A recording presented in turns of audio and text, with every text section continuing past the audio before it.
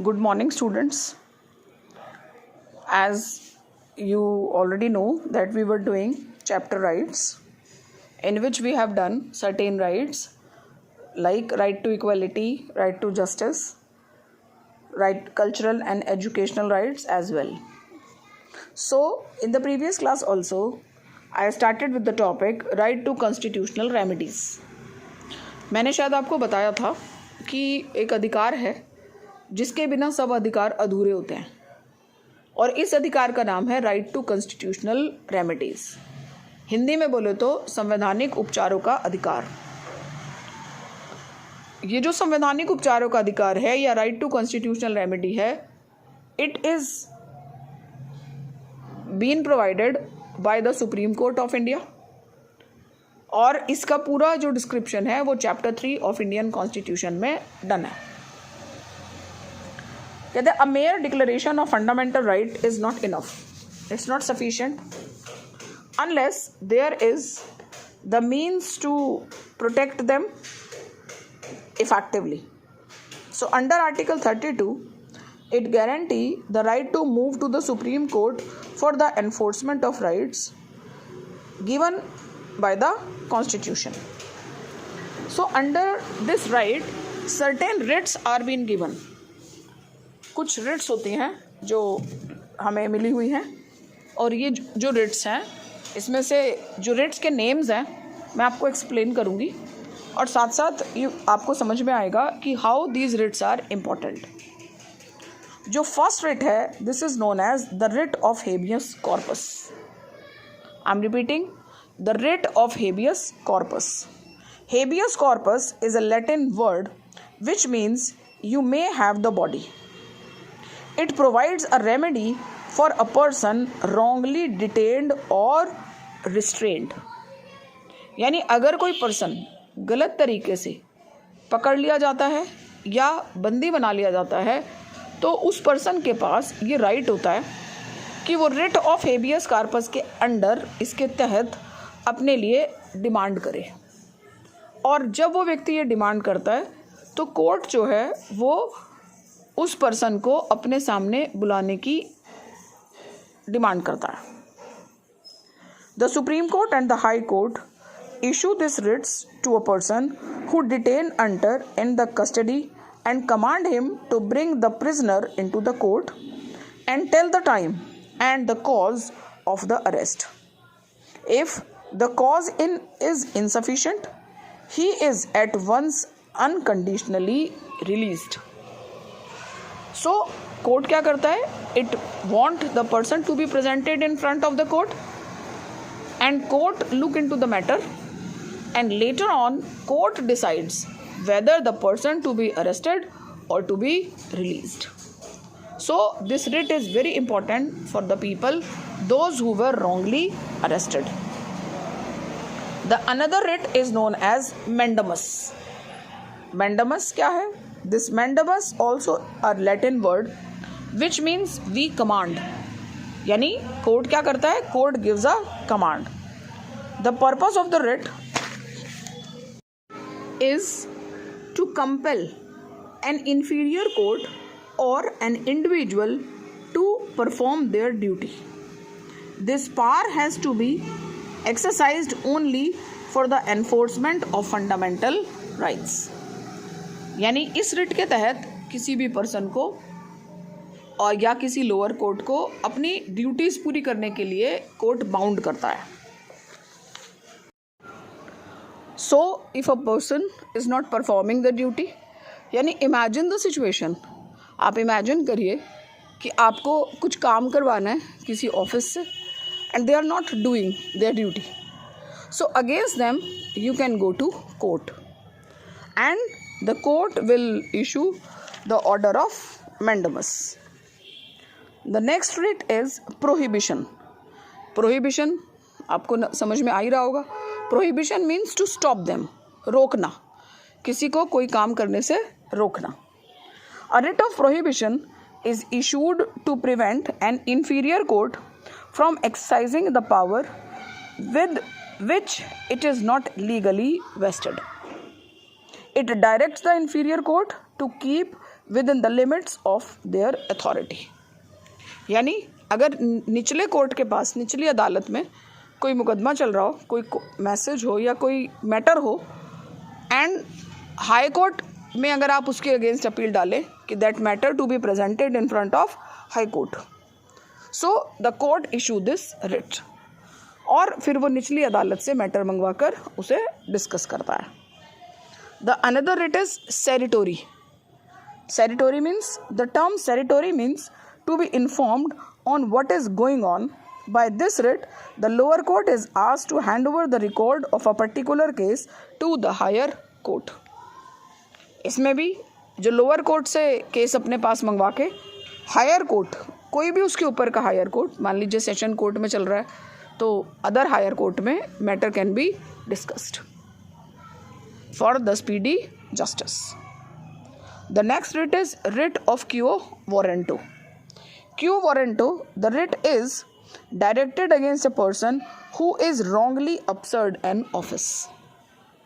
The writ calls upon a person to show under what authority he hold the office. If the court decide that the person concerned is holding the office illegally, it may declare the office to be vacant. यहाँ मैं आपको एक example देना चाहूँगी। Imagine that you have given an exam and you got a letter of appointment, but when you reached in the office, then you find that there is no such post for you because someone else is already working on that post. What will you do at the time? बताइए आप क्या कर सकते हैं? At that time you have to go to court.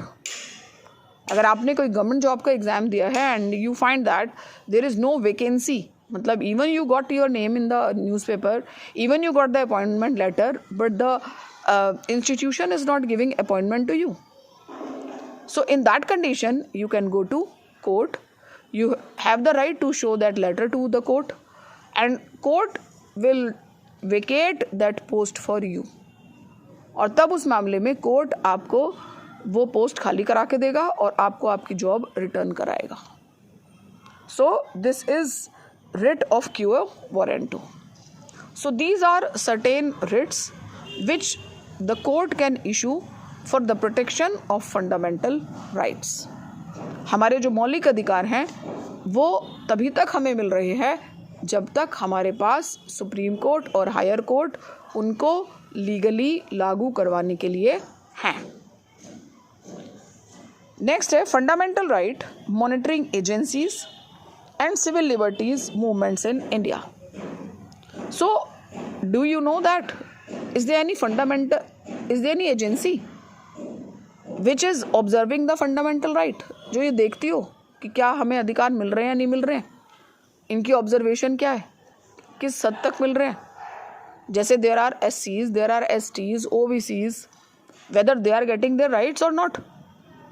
You know that जो weaker section of the society है, they themselves cannot, so many of them cannot go to court directly.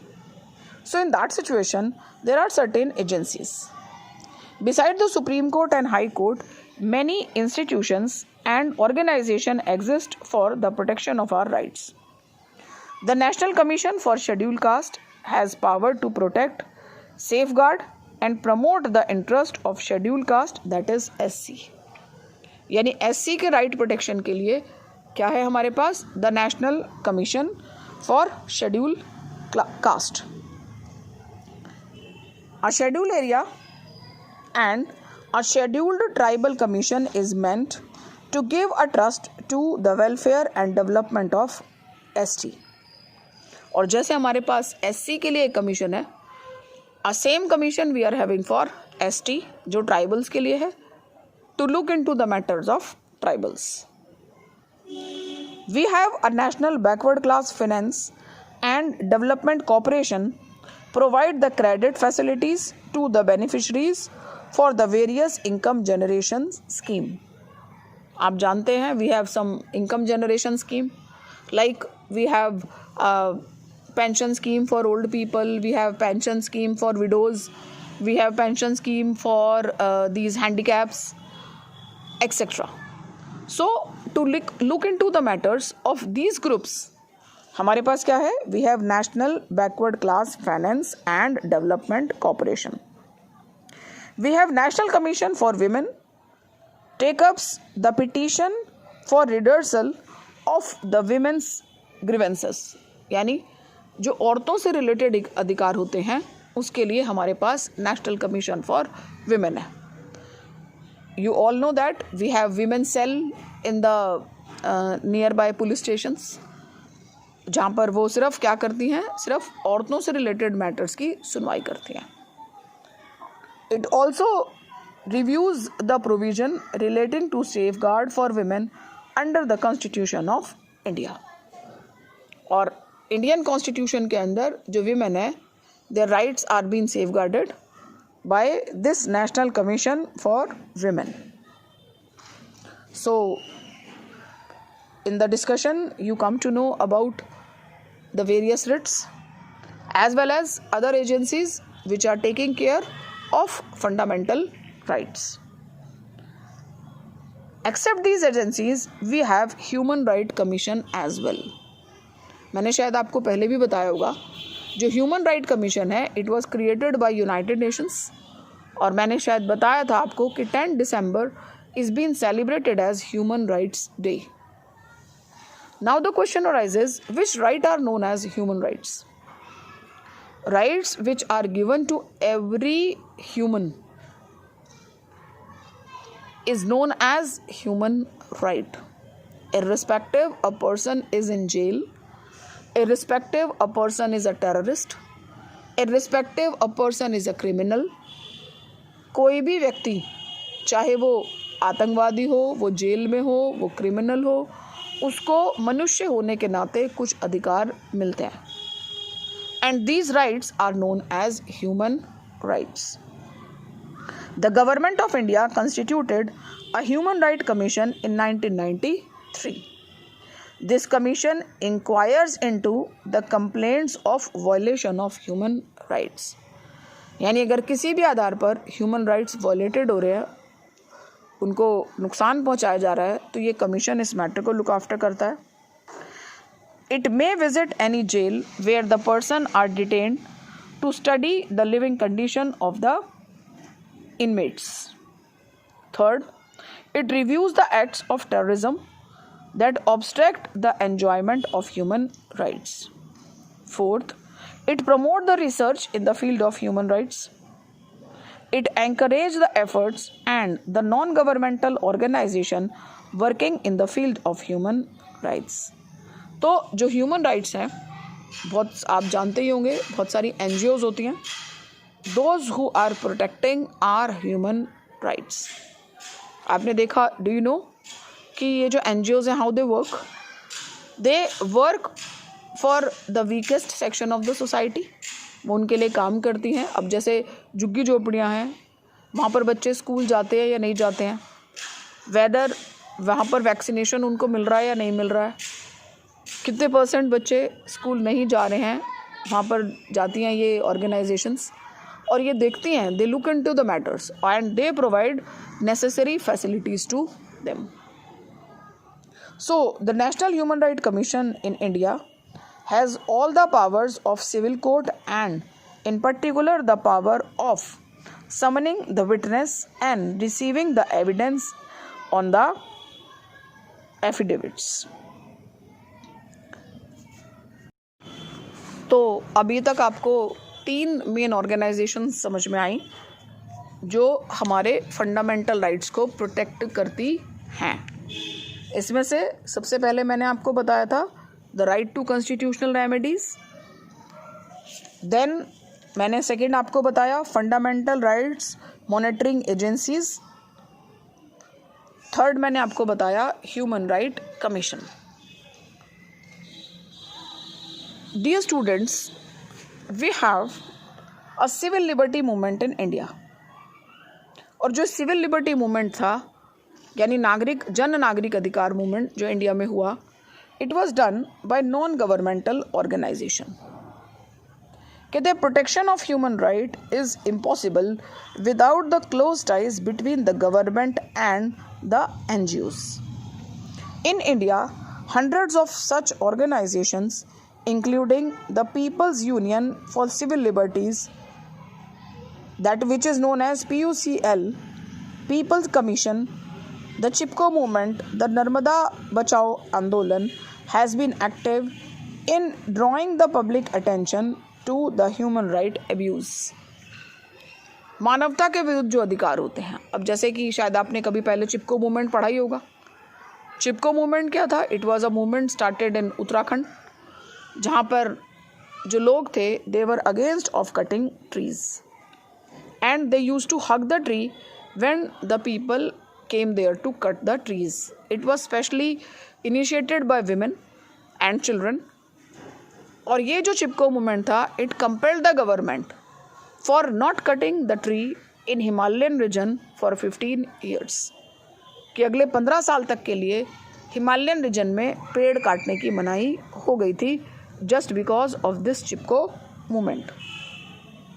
तो और जैसे नर्मदा बचाओ आंदोलन है, तो all these type of movement were initiated by NGOs.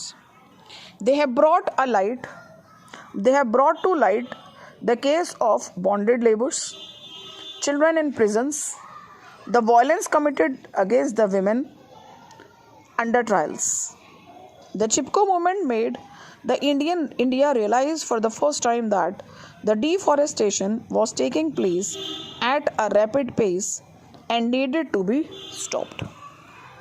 और इस तरह के जो मूवमेंट होते हैं, उन्होंने भारत के सामने बताया, भारत को समझाया कि किस तरह से डिफॉरेस्टेशन हो रही है, पेड़ों की कटाई हो रही है, और जो पेड़ों की कटाई है ये एक हार्मफुल रहेगी आने वाले भारत के लिए. तो ये जो नॉन गवर्नमेंटल ऑर्गेनाइजेशन है, these are taking the step to improve the condition in the country. The movement took its name from the word Chipko, meaning hugging the trees. In Uttarakhand, men and women hugged the trees to prevent their being felled for the commercial purpose. The above warning was issued related to the Narmada Bachao Andolan as well, that the work on the rising of a dam height be halted till the rehabilitation issues was seriously addressed. और नर्मदा बचाओ आंदोलन की वजह से सबसे पहले जो rehabilitation issue है, यानी लोगों को पुनर्स्थापित करना, इस इशू पर काम करने की बात हुई कि पहले जब डैम की कंस्ट्रक्शन प्लान होती है, तब उसमें जो लोग वहाँ से हटाए जा रहे हैं उनको रिहैबिलिटेट करने का प्लान भी होना चाहिए, वो कॉस्ट भी ऐड होनी चाहिए.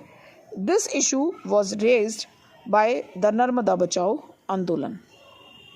There objection was that thousands of hectares of land has been acquired by the government and those adversely affected were mostly the tribals and small cultivators. कि वो लोग जो डैम बनने से नुकसान में आ रहे थे, ये कौन थे? ट्राइबल्स थे, small cultivators थे.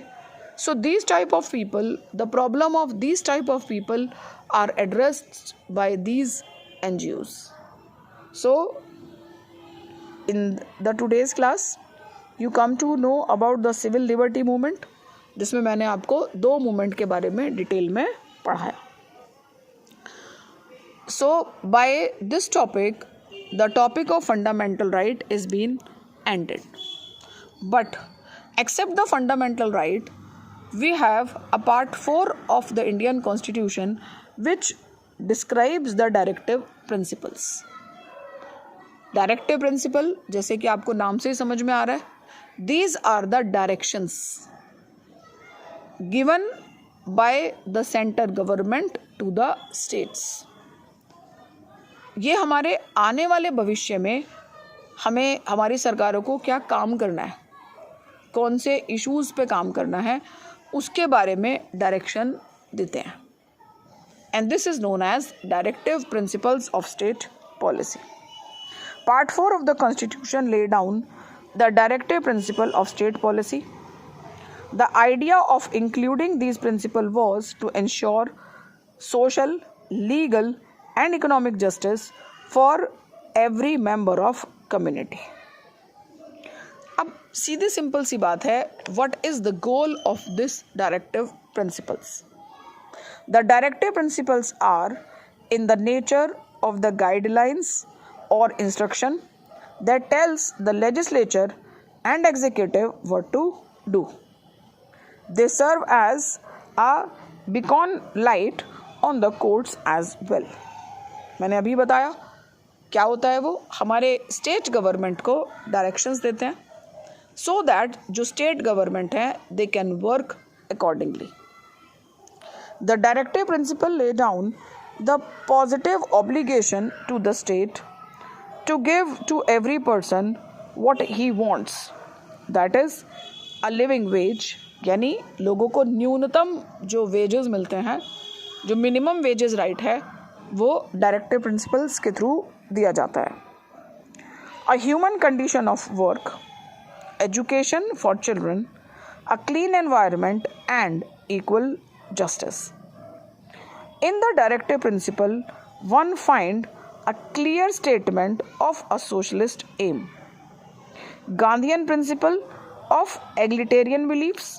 Most of these directive principles proclaim that Indian state is a social service state or a welfare state.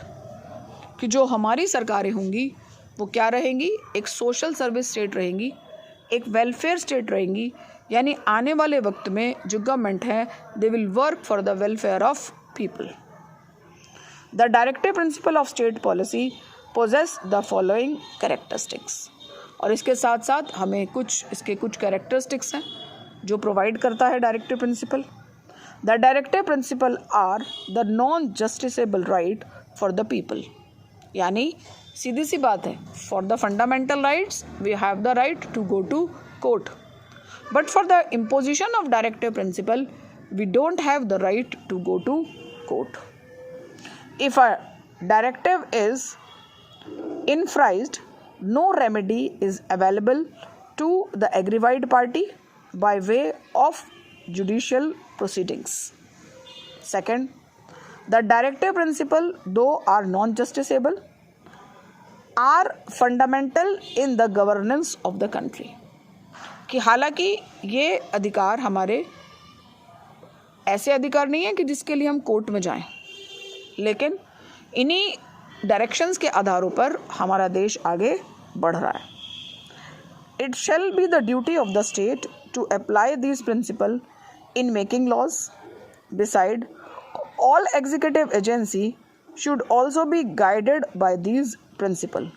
Even the judiciary has to keep them in mind in deciding cases.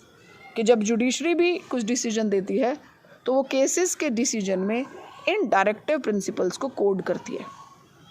तो मेरी बात ध्यान से समझिएगा कि directive principles क्या हैं. These are the directions given to the state governments so that जो स्टेट गवर्नमेंट है दे कैन वर्क स्मूथली और लोगों को जो बेसिक चीज़ें हैं वो मिल सकें. Because of these directive principles India is a welfare country. मैंने फिर बता रही हूँ, जो वेलफेयर कंट्री होती है, the country which is working for the welfare of people is known as welfare country. So dear students, I am ending today's class. I'll be giving 2-3 questions to you which you have to do in your fair notebook, and please do your work regularly. Otherwise it will be very difficult for you to get the topic, to understand the topic, and the chapter will be very difficult for you. So keep doing your assignment regularly. Thank you.